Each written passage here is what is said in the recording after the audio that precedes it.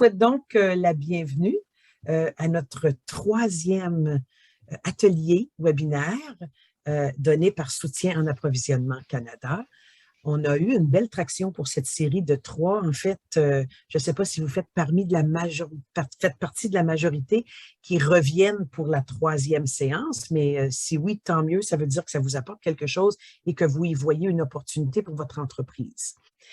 La personne qui est avec vous ce matin, vous l'avez peut-être déjà vue, c'était elle qui a présenté lors de la première édition. On parle de Madame Isabelle Gravel. Isabelle est une spécialiste en approvisionnement, à Soutien en approvisionnement Canada, à la région du Québec depuis décembre 2021.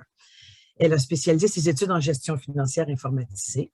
Et avant de rejoindre les rangs de Services publics et approvisionnement Canada, Isabelle a travaillé une vingtaine d'années pour Services correctionnels du Canada à titre d'agente régionale, service de contrat et de gestion du matériel, ainsi qu'une dizaine d'années en entreprise privée, en approvisionnement et en administration dans diverses PME. Alors, une belle brochette d'expertise pour Isabelle qui va vous partager son savoir et la richesse du contenu qu'elle détient auprès de son agence ce matin. Isabelle, bienvenue. Merci de continuer à servir les membres de l'AQT et je te cède la parole. Bien, merci. Bonjour et bienvenue à tous. Avant de débuter, je voudrais prendre juste le temps de remercier Lise et Miaille pour l'accueil puis leur soutien. Merci beaucoup. C'est toujours agréable de revenir vous voir et de travailler avec vous. La présentation d'aujourd'hui va porter sur le processus de soumission et les méthodes d'approvisionnement qui sont utilisées au sein de Services publics et Approvisionnement Canada. Les objectifs de la session pour aujourd'hui, c'est un peu comme on vous l'a annoncé, c'est que ça va porter sur la façon que vous pouvez soumissionner sur les marchés du gouvernement du Canada. Puis cela consiste notamment à comprendre la nature du processus de soumission concurrentielle pour les occasions d'affaires, les différents types de processus concurrentiels qui sont utilisés par le gouvernement du Canada, les principaux éléments des documents de demande de soumission, aussi comment y répondre. On va quand même avoir, excusez le terme, mais on a un petit peu du pain sur la planche parce que la session qu'on vous donne aujourd'hui, on l'a personnalisée vraiment pour la QT, pour être capable de faire une présentation plus personnalisée qui inclut une partie démonstration, mais quand on l'offre au grand public, c'est une session qui se donne sur peut-être 2 heures. Mais là, on va vraiment faire le tour. Il ne vous manquera pas d'informations, mais on va peut-être aller moins en profondeur, mais ce qui est important, c'est que vous ayez vraiment une base de l'information, que vous puissiez la comprendre, puis que vous sachiez qu'on est là. Puis dans le fond, c'est ça notre travail, de travailler avec vous pour ça. On va voir aussi comment les soumissions sont évaluées, puis les fournisseurs sélectionnés, puis comment faire un suivi au terme d'un processus de soumission. Hein, une fois que j'ai soumissionné, que je sois retenue ou que je ne sois pas retenue, c'est important de faire le suivi, puis on va voir un petit peu plus loin comment on fait ça. On va commencer par regarder les différents types de documents de soumission. On retrouve l'appel d'offres qui est utilisé lorsqu'un acheteur a un besoin assez simple à combler, comme par exemple des biens qui sont disponibles sur le marché. À ce moment-là, il va émettre un appel d'offres. Le contrat va être attribué au fournisseur qui va donner ou qui va présenter la soumission la plus basse et qui va répondre à toutes les exigences obligatoires ainsi qu'aux modalités. L'appel d'offres est également utilisé pour les marchés de construction. Il y a aussi la demande de proposition. Elle est généralement utilisée pour des besoins qui sont de plus que 25 000. Puis, elle va viser souvent les besoins plus complexes, lorsque la sélection d'un fournisseur peut-être ne peut pas être faite uniquement en se basant sur la demande de soumission la plus basse. L'exemple que j'ai retenu aujourd'hui pour vous présenter un document, puis comme je vous dis, toutes les sections qu'on va voir aujourd'hui, à la fin, j'ai vraiment gardé un gros 20 minutes pour qu'on soit capable d'aller ensemble explorer le document puis les replacer. Chaque pièce du puzzle ensemble est une demande de proposition. Et parmi toutes les demandes de proposition, c'est c'est le document qui va vous nécessiter le plus d'efforts parce que souvent, les spécifications vont être basées sur des performances et va mettre l'accent sur des résultats qui sont attendus. Les deux autres types de documents qu'on va voir, c'est il y a l'offre à commande qui existe, qui est une entente avec un fournisseur qui s'est préqualifié pour des biens et ou des services à des prix selon des modalités définies.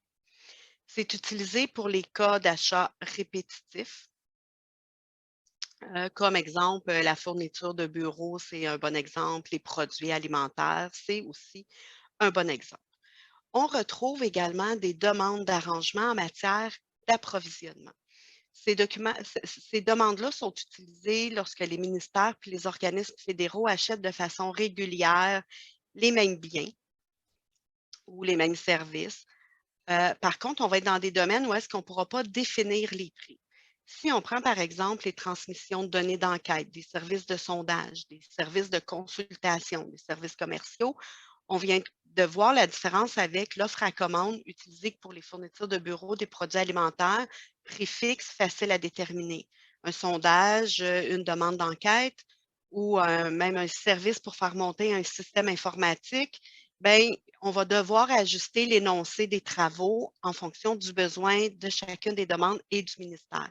Fait que dans le cas de l'arrangement en matière d'approvisionnement, ce qu'on va avoir fait, c'est qu'on va avoir préqualifié des fournisseurs. Puis je crois qu'à la thématique 2, vous l'avez vu avec Marie-Claude, elle a été explorée avec vous, le pro-service, puis les services professionnels qui pouvaient être donnés. Mais souvent, il se découle des demandes d'arrangement en matière d'approvisionnement qui sont réservées aux fournisseurs qui ont déjà fourni leur nom sur les listes des différentes bases de données dans le pro-service. Dans ces deux cas-là, ce n'est pas des contrats, ça ne lie pas juridiquement les parties. Ça va prendre une petite commande qui va suivre chacun des deux outils c'est ça qui va devenir le contrat. On va regarder ensemble les deux prochains types de documents qu'on va regarder pour aujourd'hui. Il y a le préavis d'adjudication de contrat qu'on peut faire, c'est si un acheteur croit qu'il y a un seul fournisseur qui est en mesure de répondre à un besoin. Euh, des fois, c'est relié à de la propriété intellectuelle, mais des fois aussi, c'est un besoin qui ne peut pas être comblé. Si je prends l'exemple en service correctionnel, très peu de professionnels de la santé, des fois, étaient intéressés à venir. Fait que des fois, j'avais juste un médecin qui avait manifesté son intérêt pour un établissement. Fait que c'était pas un marché qui était régi par une non-concurrence ou qui était le seul à posséder cette technologie-là, mais c'était le seul qui avait bien manifesté son intérêt. Fait que ce que je faisais, c'est que je faisais un avis qui était un oyez, oyez, j'ai l'intention d'octroyer un contrat à monsieur ou madame parce que présentement, il n'y a personne d'autre que je crois qui a l'intérêt ou la capacité ou qui va vouloir offrir des services dans ce domaine-là. Fait que tous les fournisseurs qui étaient capables de répondre à cette demande-là, parce que j'étais obligée d'annoncer les critères ou les exigences minimales qu'on avait besoin pour ce marché-là, ben, avaient comme un 15 jours pour lever la main puis me dire ben moi, je suis intéressée. Alors, à ce moment-là, ce qu'on fait, c'est qu'on annule le PAC et on repart en soumission avec les fournisseurs qui sont intéressés à soumissionner. La demande de renseignement, ce n'est pas une occasion de marché. Elle est émise dans le but d'obtenir des informations auprès des fournisseurs. C'est une occasion pour les entreprises de nous faire connaître le marché, de nous faire connaître les, les technicalités, de nous dire hey, avez-vous pensé où il y a ça qui existe, où on peut apporter ça. Fait que c'est vraiment une demande de renseignement pour avoir accès au marché qu'on connaît peut-être moins. La diapo suivante va nous amener aux 5 étapes pour préparer une soumission. Dans le fond, ce qu'on va dire, c'est examiner le document de soumission. C'est super important. Vous allez décider ou non de soumissionner quand que vous allez prendre connaissance des informations. C'est important de recueillir les informations contenues dans la soumission. Vous allez préparer votre document de soumission, puis finalement, vous allez la présenter. On va regarder ensemble la première étape qui consiste à examiner le document de soumission. Chaque demande de soumission est unique, c'est important de prendre le temps de la lire. Vous devez suivre les instructions fournies et lire attentivement toutes les modalités. Si vous faites qu'un survol de la demande de soumission, ça se peut que vous manquiez un élément principal d'une exigence, puis ça pourrait faire en sorte que votre soumission soit déclarée non recevable. Il est important aussi de ne pas présumer, hein. Si certains aspects du document, ça vous semble ambigu, vous avez relevé des erreurs, c'est possible, bien, vous allez contacter l'autorité contractante puis afin d'obtenir plus de détails puis des précisions. Ce qu'on va vous inviter à faire, c'est que même si vous allez avoir nos coordonnées puis que vous allez être capable de nous rejoindre, moi puis mon équipe, on est en mesure de vous aider, un peu comme on va le faire aujourd'hui, à naviguer dans le document. Par contre, on n'est pas en mesure de vous parler du contenu. La meilleure personne qui est là pour ça, c'est l'autorité contractante. Elle va compiler toutes vos questions, tous les commentaires et elle va faire suivre sous forme de modification un avis d'appel d'offres, dans le fond, puis elle va envoyer ça sur le site d'achat et vente et tous les soumissionnaires vont être en mesure de recevoir la même information et les mêmes renseignements. Vous êtes capable de retrouver les coordonnées de l'agente contractuelle sur les pages couverture, sur l'avis d'APM et à différents endroits. Maintenant, on va regarder la demande de soumission pour voir un peu ce qu'elle contient. Vous allez voir que ce document est divisé vraiment en plusieurs parties. Ça inclut aussi des annexes, puis ces parties-là sont souvent les mêmes pour tous les documents. Ce qui veut dire que quand vous allez passer d'une soumission à l'autre, une fois que vous allez vous être familiarisé avec chacune des sections, bien, la partie 1, écoutez, à moins qu'un agent fasse preuve de beaucoup d'imagination, mais moi, j'ai toujours vu la partie 1 avec les renseignements généraux, la partie 2 avec les instructions à l'intention de l'offrant, la partie 3, c'est vraiment les instructions pour la préparation des soumissions. C'est pratiquement toujours la même. On va les examiner plus attentivement et on va commencer par les renseignements généraux. Cette partie va contenir juste une brève description du besoin, une brève définition du besoin. Il est possible que vous retrouviez des informations qui vont faire référence un peu aux exigences de sécurité. C'est là que vous allez retrouver aussi que si vous avez besoin d'informations complémentaires après avoir déposé votre soumission, vous allez retrouver ça là. Les instructions à l'intention des soumissionnaires, qui est la partie 2, ça va contenir les instructions relatives aux clauses puis aux conditions du document de soumission. Ça va aussi énoncer que le soumissionnaire doit respecter les clauses, les conditions de la demande de soumission, puis ça va comprendre aussi de l'information sur les visites des lieux, s'il y a des conférences des soumissionnaires, vous allez retrouver aussi c'est quoi les lois applicables, ainsi que la partie pour la contestation des soumissions. On va voir un petit peu plus loin, puis je pense qu'on l'a vu peut-être dans les précédentes, qu'il y a un endroit, si on n'est pas satisfait, on peut lever la main puis aller soit à l'Ombudsman ou au Tribunal canadien extérieur. C'est dans cette partie-là que vous allez retrouver ça.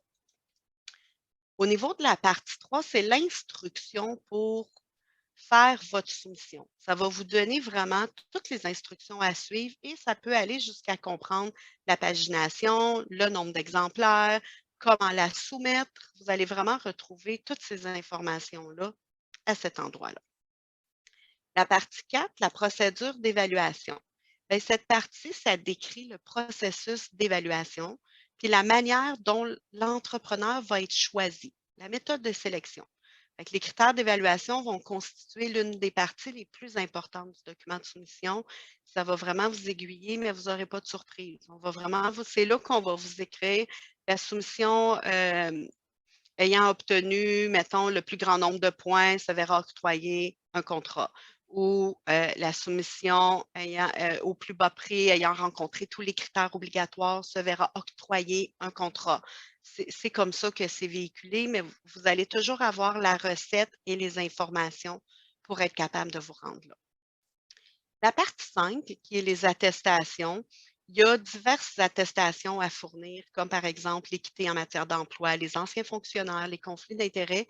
Vous allez vraiment retrouver toutes les attestations que vous devez compléter et ou signer vraiment à cette partie. Ça va vraiment être dans cette partie-là. Ensuite, vous allez avoir la partie qui concerne les clauses du contrat subséquent. Et là, des fois, elle va varier, elle peut se retrouver à la partie 6 ou à la partie 7. C'est vraiment ce qui va fabriquer le contrat. Une fois qu'on part en soumission, Une fois qu'on a tout octroyé, les évaluations sont faites, nous, on garde le même document qu'on a fait parvenir à la soumission. On enlève toutes les parties du haut et on garde vraiment à partir de la partie 6 ou 7 et ça devient votre contrat. Fait que ça aussi, vous n'aurez pas de surprise. Une fois que le contrat va arriver, c'est qu'on avait l'obligation de vous le partager au moment de la soumission. C'est pour ça que de 1 à 5, c'est votre soumission. Partie suivante, clause du contrat subséquent, c'est que c'est ce qui va devenir votre contrat. Vous allez aussi retrouver l'annexe A qui habituellement se retrouve à être l'énoncé des travaux. C'est là que le client ou le fournisseur ou le ministère va décrire les travaux qui sont à effectuer, toutes les certaines exigences, mais ça va être vraiment les exigences par rapport au travail. Comment on va vouloir qu'il soit livré? Est-ce qu'on veut que vous produisiez des rapports sur une base mensuelle, sur une base annuelle? Vous allez vraiment retrouver toutes les spécifications. Ça peut aller jusqu'à des horaires de travail. Vous allez vraiment retrouver toutes ces informations-là dans cette partie-là. On a aussi les autres annexes qui peuvent être possibles. Dans ce cas-ci, on voit que l'annexe B, c'est la liste de vérification des exigences en matière de sécurité, mais souvent, l'annexe B va être beaucoup plus souvent amenée dans une base de paiement, puisque vous allez voir dans l'exemple qu'on a, moi, je la vois toujours dans la base de paiement, l'annexe B, mais comme je vous disais tantôt, c'est au choix de l'agent contractuel, fait que ça peut varier puis ça peut changer. La liste de vérification des exigences en matière de sécurité va être jointe à des marchés qui vont avoir de la sécurité qui sont reliés. Fait que cherchez-en pas toujours. Il n'y en a pas toujours parce que s'il n'y a pas d'exigences reliées au marché, vous n'en trouverez pas. Les autres annexes possibles que vous pouvez retrouver, ben, dans ce cas-ci, c'est l'annexe C qui est une entente de non-divulgation. C'est vraiment juste un exemple, mais il peut y avoir beaucoup d'annexes qui peuvent s'ajouter. Si on passe maintenant à l'étape 2 qui consiste à décider ou non de soumissionner. On va voir que à cette étape, puis là, si je peux me permettre juste de vous partager un petit conseil un peu comme le truc du pro, là. En tout premier lieu, c'est important de bien lire la soumission, mais aller faire la lecture des critères obligatoires et ensuite de l'énoncé des travaux. Pourquoi je vous dis ça? Parce que c'est à la lecture de ces éléments que vous allez pouvoir déterminer si vous êtes en mesure de répondre aux exigences du marché. Tu sais, c'est triste que quelqu'un commence à tout produire un document, puis là, il arrive aux critères obligatoires, puis là, ben, le troisième critère, il ne peut pas le rencontrer, ben, il va être obligé d'arrêter. Puis ça se peut que vous les rencontriez tous, les critères. Et là, ce que vous allez prendre en considération, c'est qu'il y a plusieurs autres facteurs aussi que vous devez évaluer. On a vu, est-ce que vous êtes capable d'offrir les biens ou les services qui sont demandés par rapport aux critères obligatoires, vous allez le voir. Est-ce que vous répondez aux critères d'évaluation? On l'a vu, mais est-ce que vous êtes prête à accepter toutes les modalités? Hein, s'il y a des exigences en matière de sécurité, est-ce que vous êtes prête à fournir les empreintes digitales? Est-ce que votre personnel qui va aller rendre des services vont vouloir? Parce que si vous n'êtes pas prête à accepter, mettons, les modalités de la sécurité, ben, il ne pourra pas avoir de contrat qui va pouvoir être donné. C'est important de vous poser toutes ces questions-là. Mon entreprise est-elle prête à accepter la méthode de paiement ou l'établissement des prix? Vous pourriez aussi vous demander, devrions-nous établir un partenariat avec un autre fournisseur? Si on prend en considération la dernière question que vous n'avez pas besoin de répondre oui ou non, mais si vous avez répondu non à une des questions précédentes, ben, c'est que l'occasion de marché qui est devant vous est probablement pas pour vous. Par contre, ce qu'on va vous inviter à faire, c'est de continuer à surveiller les autres opportunités parce que celle-là était peut-être pas bonne, mais peut-être que la suivante va l'être. Soyez à l'affût des contraintes, c'est important, hein, il y a des contraintes de temps, des fois, il y a des exigences particulières qui vont être liées à la sécurité, qui pourraient constituer un défi à relever pour votre entreprise. C'est important de les considérer.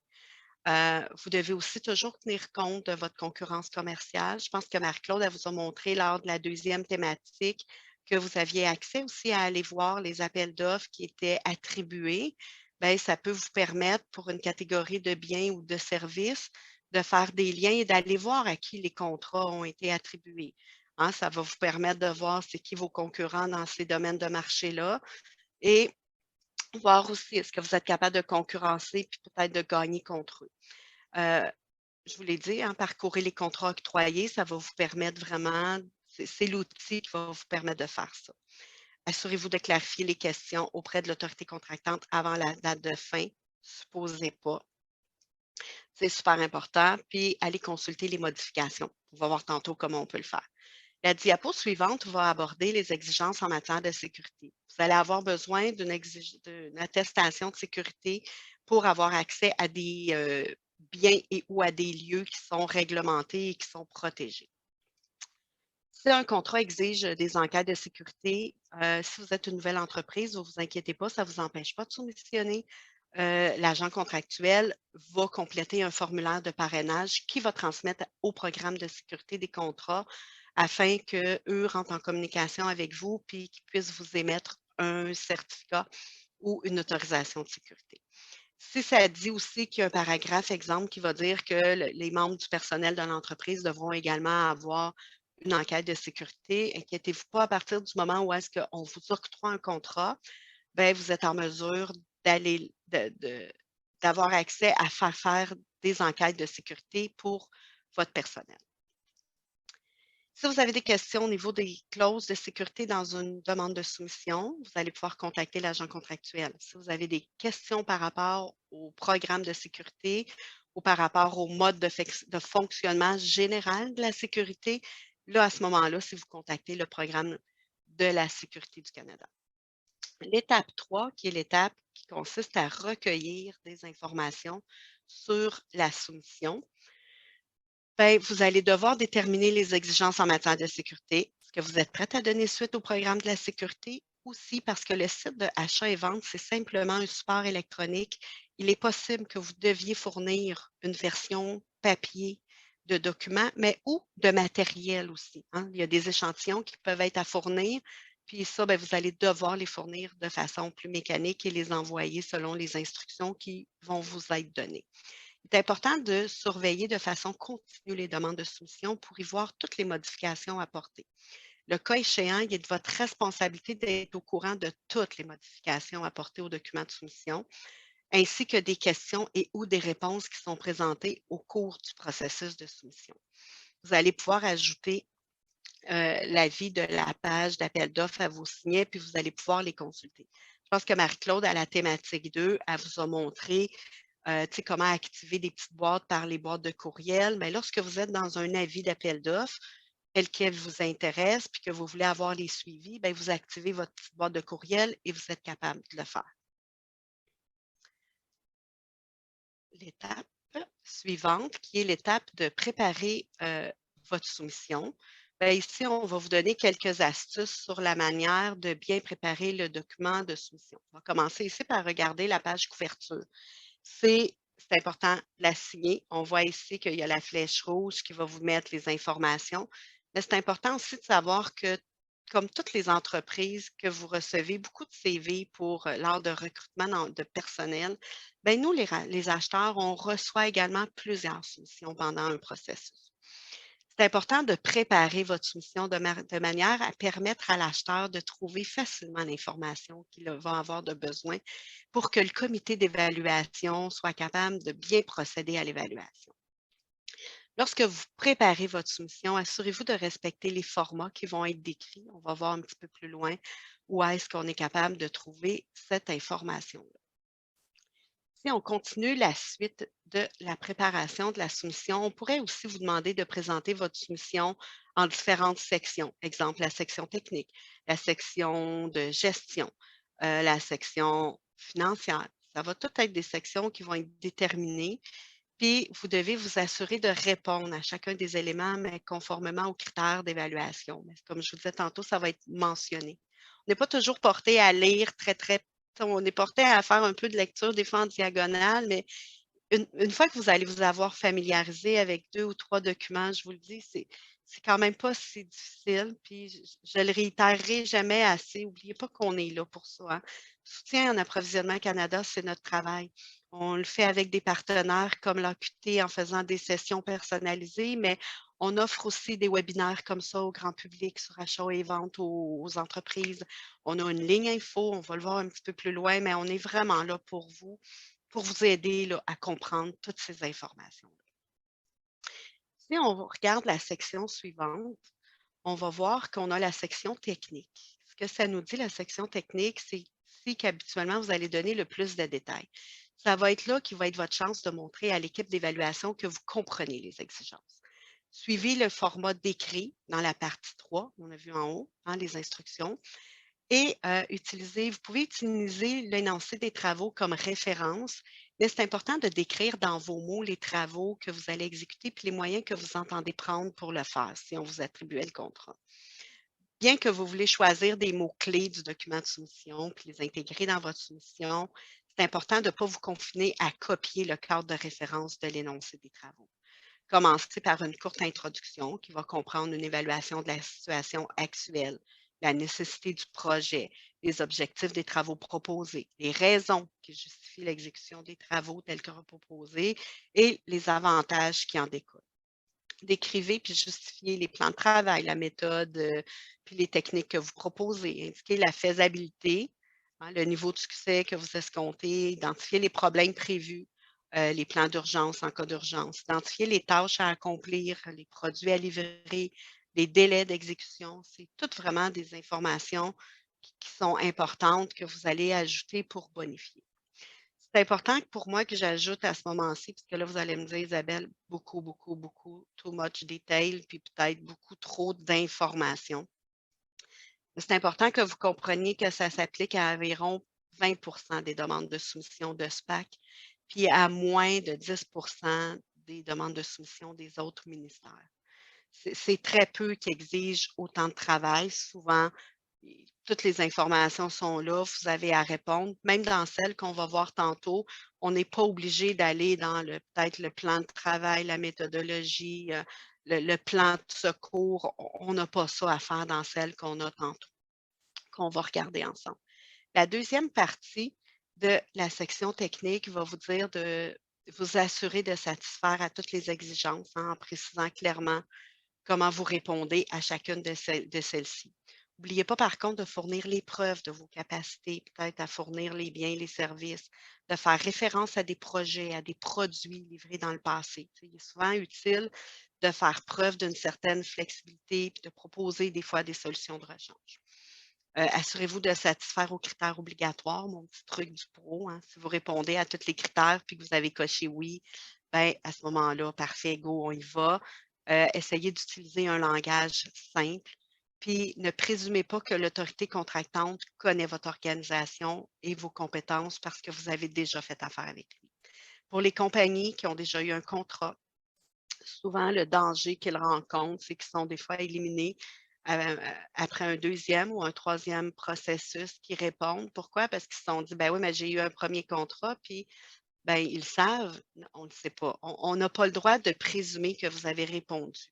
Vous avez vraiment l'obligation, quand vous avez une demande de soumission, de démontrer là. Les comités d'évaluation ne sont pas autorisés à considérer les éléments qui ne sont pas déposés devant leurs yeux. Ils doivent vraiment se fonder sur ce qui est déposé puis sur ce qu'ils voient. Finalement, c'est pas dans cette section-ci, ça va être important de ne pas fournir de prix. Pourquoi? Parce que cette section-là s'en va à un comité d'évaluation qui va vraiment être juste un comité d'évaluation qui va travailler sur la partie technique. On va regarder maintenant la gestion des documents. Dans cette section, vous allez présenter votre équipe. Vous allez démontrer qu'elle possède les compétences requises. Vous allez fournir toutes les informations à l'appui. Par exemple, si vous proposez 4 personnes, bien, vous allez vous allez donner les 4 curriculum vitae pour ces personnes-là. Vous allez aussi fournir comment vous allez répondre aux normes de qualité, puis à toutes les autres exigences qui sont énoncées dans le document de la demande de soumission. Si vous prévoyez aussi sous-traiter une partie des travaux, bien, la même information va devoir être fournie pour chaque partie ou pour chaque sous-traitant. On va regarder maintenant la section financière. La section financière fournit un éventail de détails du prix qui est demandé, mettons, par coût ou par élément. Les documents de demande de soumission vous indiquera les éléments de coût qui seront pris en considération dans l'évaluation financière. Aucun autre coût va être considéré et les prix vont devoir figurer dans la section financière. Il existe deux principales méthodes de paiement. Elles sont basées sur la valeur et les modalités du contrat, puis peuvent prévoir des paiements provisoires au cours du contrat. On a la partie, nous, on appelle ça la méthode à prix ferme, qui est la méthode de paiement la plus utilisée lorsqu'il est possible de prédire les coûts imputables, puis qui est raisonnable de demander à l'entrepreneur d'assumer la plupart, voire la totalité des risques et des responsabilités. Dans ce cas, l'entrepreneur accepte d'achever les travaux avant d'être payé et le paiement ne peut pas dépasser le montant qui est convenu que vous avez soumissionné. Les contrats à prix coûtant, c'est la méthode utilisée lorsqu'il y a une bonne part d'incertitude concernant les coûts et les projets à long terme. Elle peut également être utilisée lorsqu'il y a des risques potentiels qui sont inconnus associés au coût. Dans ces cas, l'entrepreneur sera remboursé sur une présentation des factures pour tous les coûts admissibles engagés au cours de l'exécution du contrat. Maintenant, on va regarder la méthode ou plus la préparation de votre soumission. Quand on vous dit de préparer votre soumission, bien, premièrement, assurez-vous de connaître les dates de clôture. Les soumissions ne seront pas acceptées et ne seront pas considérées après la date et l'heure qui est indiquée. Vérifiez souvent s'il y a des modifications aux dates limites, puis assurez-vous de présenter votre soumission à l'endroit puis de la manière qui est précisée dans le document. Vérifiez aussi comment votre soumission peut être soumise. Pour certains appels d'offres de SPAC, les soumissions peuvent être présentées par voie électronique au moyen de ce qu'on appelle la ligne postale de Poste Canada. Ça fait partie des efforts afin de réduire, en tout cas, une solution de rechange verte par rapport à les documents papier. Fait que ça offre une belle, c'est rapide, c'est efficace, puis ça remplace le papier.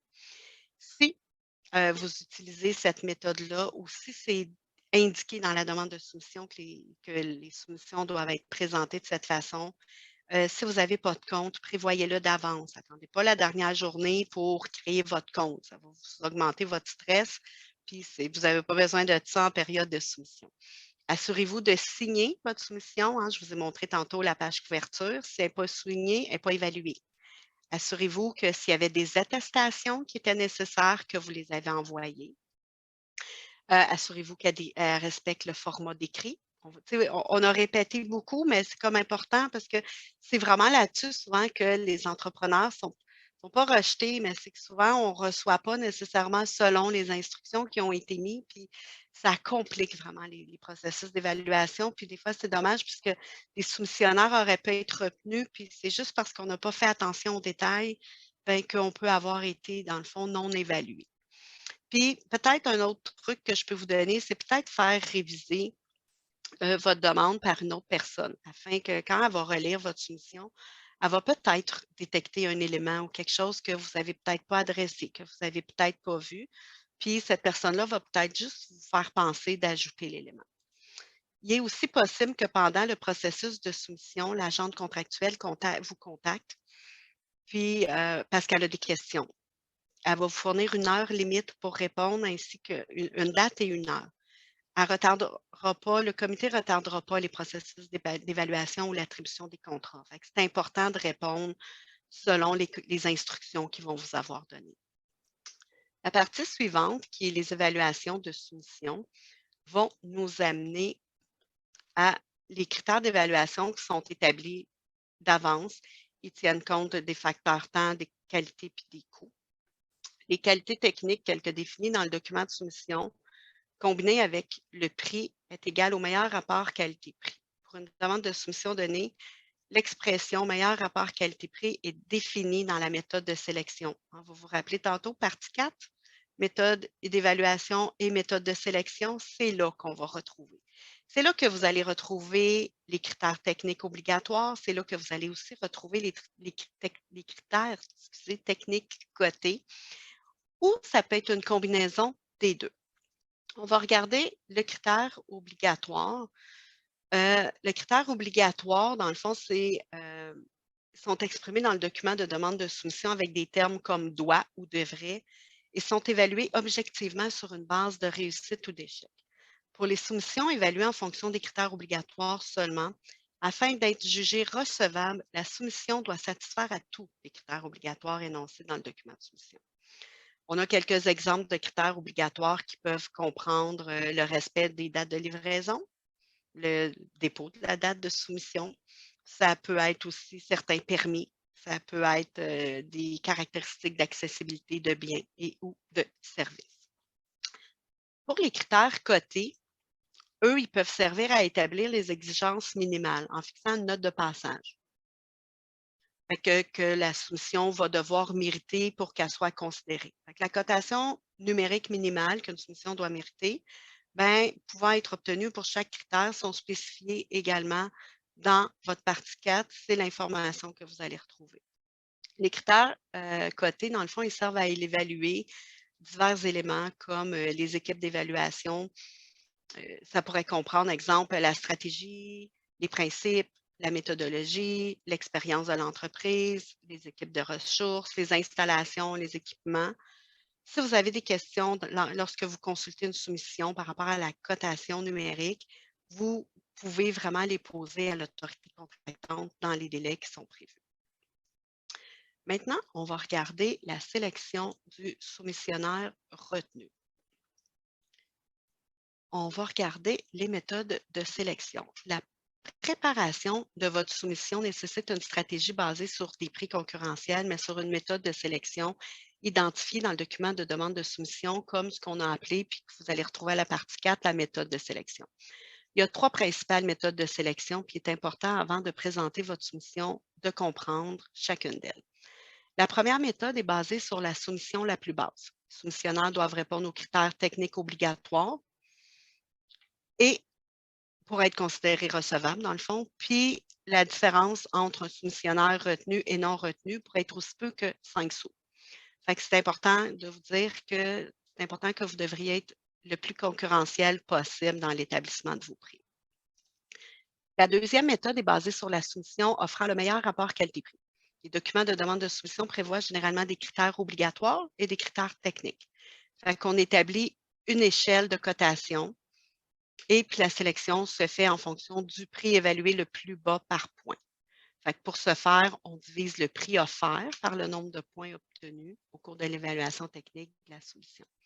Il y a d'autres méthodes autres que le prix par point peuvent également être utilisées afin de déterminer le meilleur rapport qualité-prix, mais ça va toujours être donné puis ça va toujours être indiqué dans le document de soumission. La troisième méthode est basée sur la soumission technique avec la cotation numérique la plus élevée, mais dans les limites du budget. Fait que dans ce cas-ci, les soumissionnaires sont invités à proposer une solution à un problème ou une méthode pour atteindre un objectif.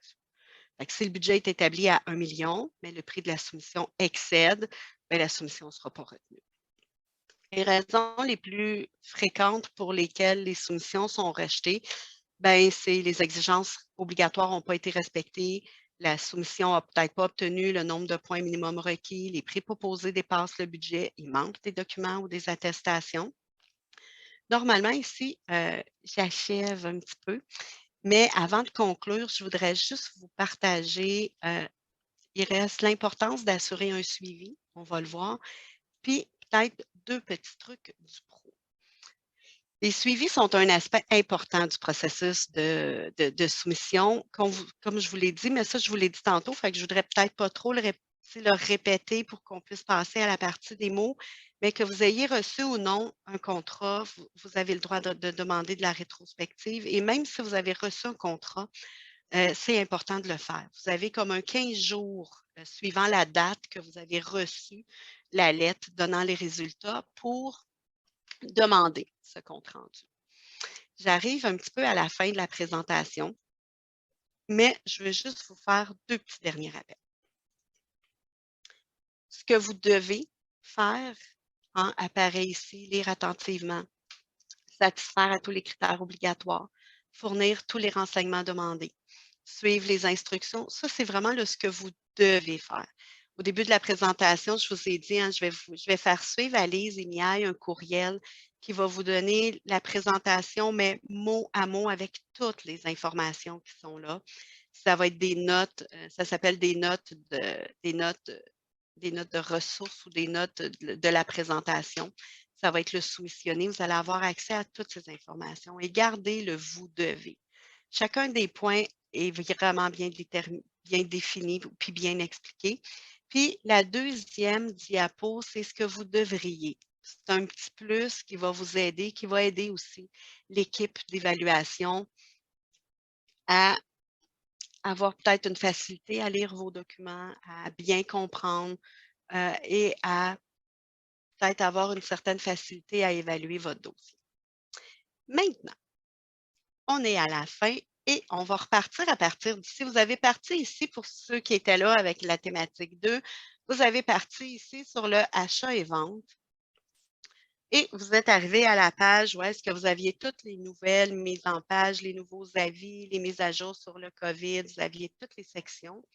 Et vous avez probablement aussi peut-être cliqué sur « Pour les entreprises » qui était ici, où est-ce que vous avez accès à un écran qui vous donne une panoplie d'informations. Vous avez vu le s'inscrire pour offrir des services, vous avez vu le s'inscrire comme fournisseur, vous avez probablement navigué, vous avez aussi été ici pour rechercher des appels d'offres. C'est présentement ce qu'on fait. Vous avez toujours deux options qui sont les actifs et les nouveaux aujourd'hui. Une fois qu'on sait que dans les actifs, il n'y a plus rien, on peut toujours simplifier à tous les jours notre vérification en disant « Ah, ben moi, je vais vérifier les nouveaux aujourd'hui, parce que dans les nouveaux aujourd'hui, on en a toujours beaucoup moins. Hein, aujourd'hui, on en a 37, ça s'échelonne sur probablement juste, si on descend jusqu'en bas, je ne veux pas vous étourdir, mais de 3 à 4 pages. Fait que ça se consulte quand même assez bien. Vous avez aussi appris, si on va dans les actifs, que vous étiez capable de faire de la recherche par NIBS, par numéro d'identification. Tantôt, je vous ai parlé de différents types de documents. Hein? On a parlé de demande de proposition. On a parlé de demande de renseignement. Hein? C'est ici que vous les trouvez. Les demandes d'offres à commande sont ici. Les appels d'offres, les demandes d'arrangement en matière d'approvisionnement. C'est un langage qu'on a vu tantôt ensemble, puis qui est ici. Nous, ce qu'on va faire, c'est qu'on va faire une recherche dans un des domaines qui nous intéresse, qui était le D302, et qui nous donnait, dans le fond, dans le D302, qui sont des services professionnels informatiques. Je suis dans tous les actifs. Présentement, dans les actifs, il y en a 30. Si je les descends, j'ai accès à toute la liste des appels d'offres qui sont présentement disponibles avec cette catégorie-là. Je suis capable de naviguer jusqu'à la page 2 et je suis capable d'arrêter sur un marché qui est, mettons, comme ici, Marine Royale canadienne, un programme de sécurité pour les visites des navires nucléaires. On va aller voir. Quand on arrive ici, vous allez justement tomber sur ce qu'on appelle, nous, l'avis de publication de marché. Quand vous voyez ça ou que vous voyez l'acronyme l'APM, c'est ce que vous retrouvez ici à cette page, c'est ça un avis de publication de marché. Sur l'avis de publication de marché, vous allez avoir le titre. Vous allez avoir combien de jours qui restent avant qu'elle ferme. Vous allez avoir la date qu'on l'a publiée. Vous avez la date de fermeture, quand est-ce qu'elle va se terminer. Vous allez retrouver la région de la livraison. Vous allez avoir le ministère qui est le ministère utilisateur, mais vous avez aussi le ministère qui est responsable de l'achat. Fait que dans ce cas-ci, voyez-vous, ce n'est pas SPAC, ce n'est pas notre département à nous, ce n'est pas Service public et approvisionnement Canada qui fait l'achat, c'est le ministère lui-même. Il est probablement dans sa délégation, fait qu'il a décidé de procéder. Pourquoi je vous ai amené là? C'est parce que ça nous permet aussi d'explorer un document qui a une page couverture qui est différente de celle qui est utilisée par SPAC puis que vous n'aviez peut-être pas remarqué. On est capable d'afficher plus de détails et là, ici, on est capable de voir le numéro de référence.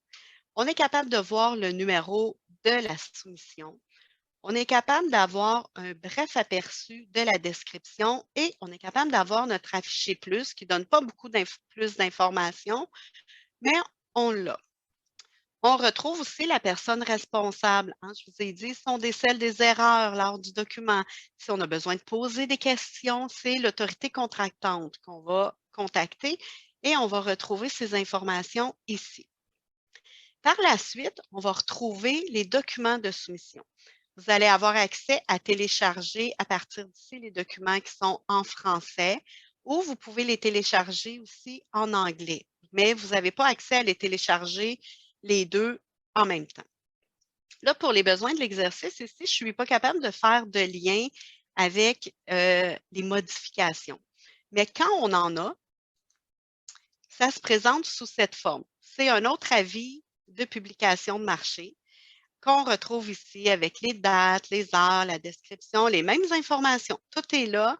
On part avec notre séquence 00, qui sont nos documents français et anglais, notre document d'appel d'offres. Et ici, toutes les modifications qui ont eu lieu et qui me permettent de faire le suivi. Vous vous rappelez, je vous ai dit, gardez-vous à l'affût. Vous devez être au courant des modifications. Prenez connaissance des questions qui peuvent avoir été posées. Prenez connaissance des modifications qui peuvent avoir été faites. Et ça, le bon truc, ça serait de commencer par lire la première. Vous commencez par lire votre demande de soumission. Et là, vous notez peut-être toutes vos questions que vous avez. Puis là, ensuite, là, vous allez dans votre version 1 pour voir, parce que peut-être qu'il y a certaines de vos questions qui ont déjà été répondues. Dans le cas où est-ce que nous, on est, où est-ce qu'on était avec notre marine royale, il n'y en a pas encore. Fait que là, le fait de lire ma soumission, si j'annote des questions puis des informations, bien là, je vais pouvoir directement les poser à l'agente contractuelle. Et en téléchargeant le lien, bien là, vous allez voir que j'arrive directement à ma demande de proposition. On retrouve exactement les mêmes informations que vous avez vues sur l'avis de publication de marché. On a notre titre, on a notre date, on a notre numéro de sollicitation, on a notre date d'invitation, on a à qui adresser nos renseignements, on a la destination, à qui va s'adresser les services, on a certaines instructions concernant les taxes, on a notre date de fermeture qui est ici avec à quelle heure et à quelle date, et on a la partie qui était réservée. Pas tout à fait présenter la même page que ce que je vous ai présenté en présentation, mais on voit qu'ici, on doit mettre la raison sociale de l'entreprise ici et qu'on doit vraiment mettre le nom et le titre de la personne qui est autorisée à signer la soumission. Page couverture, importante, on la signe, on la joint. Si ce n'est pas là, on ne pourra pas être évalué. Ensuite, si on continue, bien, vous allez voir qu'on a une table des matières qui ressemble à ce que je vous ai présenté tantôt et on retrouve encore nos renseignements généraux. On a nos instructions à l'intention exactement définies de la même façon. Renseignements généraux, instructions à l'intention des soumissionnaires, la préparation, les évaluations et la méthode, l'attestation puis les renseignements, puis on continue. Nos exigences en relative à la sécurité, notre clause du contrat et nos annexes. Dans ce cas-ci, il y en a plusieurs, mais voyez-vous, on est dans le même langage. Même si ça provient d'un autre ministère et non de SPAC, on a un énoncé des travaux, on a une base de paiement, on a une liste de vérification, c'est les exigences qui vont être pertinentes à la sécurité. Si vous lisez chacune des questions, vous allez voir le oui ou le non. Ça va vous permettre de figurer c'est quoi les exigences qui sont relatives à la sécurité. Et plein d'autres annexes qui vont concerner l'attestation, la vaccination contre la COVID, ces informations-là. Ici, à partir des renseignements généraux, je vous ai dit que c'était des brèves descriptions. On avait les sommaires. Je vous ai parlé du compte-rendu, de poser des questions. Bien, c'est ici, c'est là qu'on voit ça. Voyez-vous, l'autorité, vous allez avoir 15 jours. Les exigences, on va vous expliquer qu'à cette heure, c'est important. Et on tombe à nos instructions. Les instructions à l'intention du soumissionnaire, il y a quand même plusieurs instructions qui sont référencées. Et c'est quand même important de les consulter puisque ça va vous donner des points puis des précisions supplémentaires. Dans notre document de soumission ici, si on regarde, on fait référence à la partie 2003. On va aller voir il y a deux façons de le consulter. Ici, on a un lien direct qui va nous amener. Sinon, quand on était sur notre page ici tantôt pour les entreprises, on a le comprendre les politiques et les lignes directrices. On vous a parlé dans une session précédente qu'il y a le guide des approvisionnements qui va vous donner beaucoup d'informations sur comment sont faits les approvisionnements et l'esprit de l'approvisionnement fédéral. Et vous avez le guide des clauses et des conditions uniformisées. C'est ça à quoi on fait référence dans notre document tout le long. Si vous n'aviez pas le lien direct, vous êtes capable, en cliquant dessus, d'aller trouver ici. Voyez-vous, un petit peu plus bas dans ma navigation, j'arrive à trouver un item du guide des CCUA et je suis capable de mettre mon 2003. Si je mets mon 2003, je fais un Enter ou un Aller. Ça va m'amener aux instructions uniformisées de biens et ou de services en besoin concurrentiel. Fait en cliquant dessus, c'est comme si toutes ces conditions-là sont imbriquées dans votre demande de soumission, mais c'est qu'elles vont y donner plus en détail. À un moment donné, c'est que ça réduit la lourdeur du document de soumission, mais on va aborder les présentations des soumissions, l'importance de respecter les instructions dans le document de soumission, les soumissions qui vont être déposées en retard, comment on va les gérer, les soumissions retardées, qu'est-ce qui peut être considéré comme une soumission qui va être acceptée, mais qui peut être retardée, les transmissions par télécopieur ou par le postel, les dédouanements, la capacité juridique, le rejet, vous allez retrouver les informations relatives et c'est ce qui fait effectivement partie de votre, je vais juste me ramener un petit peu plus petit. Désolée, c'est gros. Je suis désolée. Mon Dieu. Bon, parfait. Fait qu'ici, j'étais effectivement, je m'excuse, je suis désolée, on était aux conditions. Fait que voyez-vous, partout où est-ce que vous allez voir une petite condition, vous allez pouvoir continuer. Présentation des soumissions. Hein, on a parlé tantôt de par postel. Ici, dans ce cas-ci, je pense que ils vont vous parler des soumissions électroniques si vous les soumettez par courriel. Qu'est-ce qu'il peut comprendre? L'importance de ne pas dépasser les informations. L'ancien fonctionnaire, ça fait probablement partie d'une attestation, mais voyez-vous, il y a des petites cases à cocher. Important, peut-être juste mettre le petit crochet, les imprimer, puis les joindre à vos attestations. Directive sur le réaménagement, là, on est vraiment dans l'ancien fonctionnaire. Demande de renseignement. Hein, je vous ai dit, si vous avez des questions à poser, de contacter votre agent contractuel. Bien, ici, ça vous le dit. Toute demande de renseignement doit être présentée au moins 5 jours civils avant la date de clôture. Ça se peut que vous trouviez quelque chose après cette date-là. Je ne vous dis pas que ça va être considéré. Ce que je vous dis, c'est que vous pouvez tenter votre chance. Parce que vous pouvez écrire, dire, écoutez, je suis désolée, je sais que je ne rencontre plus le délai de 5 jours civils avant la date de clôture, mais j'ai relevé telle chose. Ah, j'ai besoin de telle information. Est-ce que vous pensez que c'est possible de soit repousser la date de fermeture ou non, ou de fournir l'information quand même? Je ne vous dis pas que c'est oui, je ne vous dis pas. Il y a plein de contextes qu'il peut faire, mais ce que je peux juste vous dire, c'est que des fois, c'est que ça ne coûte rien présenter comme ça, de poser la question. Hein, je vous ai parlé tantôt de les lois applicables dans votre document de soumission, bien, il est ici. Les processus de contestation, si vous n'êtes pas satisfait des résultats, vous n'êtes pas satisfait de votre compte-rendu, vous êtes vraiment insatisfait par rapport au processus, bien, c'est ici que vous allez pouvoir vous adresser. On ramène tout ce qu'on vous a expliqué. Je pense qu'une fois expliqué, le fait de regarder le document de soumission, en tout cas, peut sembler peut-être un peu moins lourd. Puis quitte à réitérer, de vous dire, n'oubliez pas, hein, c'est notre travail d'être là, de vous aider puis de nous contacter. On a vraiment ici la partie des instructions pour la préparation de la soumission. Voyez-vous, je vous ai parlé de section tantôt.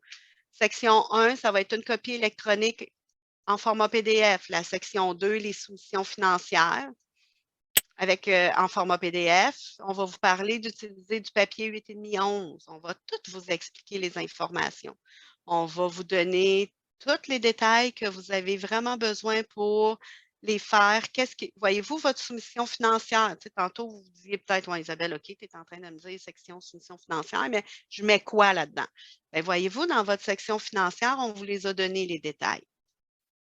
On vous dit que vous devez présenter votre soumission en conformité avec les barèmes de prix qui sont énoncés à l'annexe B. Ah, OK. Ben, elle a l'air de quoi, l'annexe B? Bien, l'annexe B, elle est ici. Pendant la période du contrat, la base de paiement va être ramenée, puis on va même vous donner les endroits puis les montants, où mettre les prix, où mettre les informations. Fait que vous avez juste à répondre là-dessus. Réinventez pas la roue, c'est là, c'est déjà donné. Vous avez l'information. Il y a une annexe D qui est des factures électroniques. Probablement que vous avez des notes à mettre, soit sur des dépôts directs ou des informations. On va vous parler de qu'est-ce qu'on va considérer en taux de change. Bien, c'est ici que vous allez le faire. À la partie 4, c'est la dernière partie que je voulais regarder avec vous parce qu'elle est quand même importante. Les procédures d'évaluation. On vous dit que les soumissions vont être évaluées par rapport à l'ensemble des exigences de la demande de soumission, incluant les critères techniques et les critères financiers. On vous dit aussi que les critères techniques obligatoires, on y arrive, on en a parlé tantôt. C'est la partie qu'on va aller voir avant pour voir si je peux soumissionner. Bien, ici, ça dit qu'il y a une pièce qui est jointe à la partie 4. Je vais continuer mon exploration de ma partie 4. Et voyez-vous, à la plage suivante, j'arrive vraiment à ce qui s'appelle la pièce jointe de la partie 1 à la partie 4, qui sont mes critères techniques obligatoires. CTO1, c'est le premier. CTO, critères techniques obligatoires 1. On dit que le soumissionnaire va devoir démontrer que sa plateforme de logiciel peut accorder un accès simultané à au moins 10 dispositifs d'interface d'utilisateur. Fait que moi, c'est un jargon, un langage que je ne connais pas. Les membres du comité d'évaluation sont des spécialistes dans ce domaine-là. Eux, ils connaissent. Fait que ça peut être une bonne idée de soit reproduire. Tu sais, on a dit tantôt, présentez-vous, mettez votre entreprise, vous êtes qui, vous êtes quoi, vous faites votre introduction. Et après, vous avez le droit de traiter chacun des critères techniques obligatoires. Et vous pouvez recopier, vous avez dit, vous pouvez utiliser les termes qui sont là. Et là, en dessous de ça, vous allez exactement écrire comment vous répondez à ça. Vous allez le démontrer en fournissant, je ne sais pas, là, je ne connais pas ça, mais le langage que vous avez, vous allez tout mettre les détails pour pas qu'il en manque, pour qu'on soit capable de dire accepter ou refuser. Et vous allez faire ça pour les 8 critères qui sont énumérés ici pour ce qu'on a de besoin. Ensuite, si on revient à ma méthode de sélection, ce qu'on dit par rapport à les évaluations, on a l'évaluation technique, évaluation financière. Qu'est-ce que mon évaluation financière me dit? Là, on parle de l'évaluation du prix du soumissionnaire établi, mettons, au Canada ou à l'étranger. J'ai une référence. Si je clique et je vais dessus, évaluation du prix du soumissionnaire à l'étranger. Là, ici, on va m'expliquer comment on va considérer les prix si je suis un fournisseur du Canada et comment on va considérer les prix si je suis un fournisseur à l'étranger. Ça fait partie de votre lecture. Et vous vous rappelez que je vous ai dit qu'on était vraiment pour vous dire comment on va évaluer le fournisseur. Ici, dans le critère technique obligatoire, encore là, on a une référence qui est la méthode de sélection. Et ici, méthode de sélection avec des critères techniques obligatoires, ce que ça dit, c'est que un soumissionnaire doit respecter les exigences de la demande de soumission et satisfaire à tous les critères d'évaluation technique obligatoires. On va avoir accepté 1, 2, 3 jusqu'à 8 pour être déclaré recevable. J'ai répondu oui aux 8 critères, ma soumission est considérée. Qu'est-ce qu'on fait? On s'en va ouvrir l'enveloppe avec les critères financiers. Et ce qu'on vous dit, c'est que la soumission recevable avec le prix évalué le plus bas sera recommandée pour l'attribution du contrat. Mon petit 5 sous de tantôt, soyez le plus compétitif possible parce que, voyez-vous, une fois que je vais avoir accepté tous les critères obligatoires, bien, ça va être le prix le plus bas. Ça met fin à la partie de ma présentation. Je vais passer la parole à Lise, mais je veux juste vous dire que c'est important que vous sachiez qu'on est là, de ne pas oublier de nous contacter. Puis, écoutez, on offre des séminaires, on offre des rencontres individuelles, on a une ligne régionale, une ligne 1-800. Mia et Lise vont pouvoir vous envoyer toutes les infos et les notes de cette présentation-là. Puis j'espère que vous avez apprécié votre expérience. Ça a été bien le fun pour nous. Lise, je te repasse la parole. Ah, Isabelle, merci pour cette belle présentation avec tout ton dynamisme et le soleil qu'on voit à l'extérieur aujourd'hui. Merci à nos participants.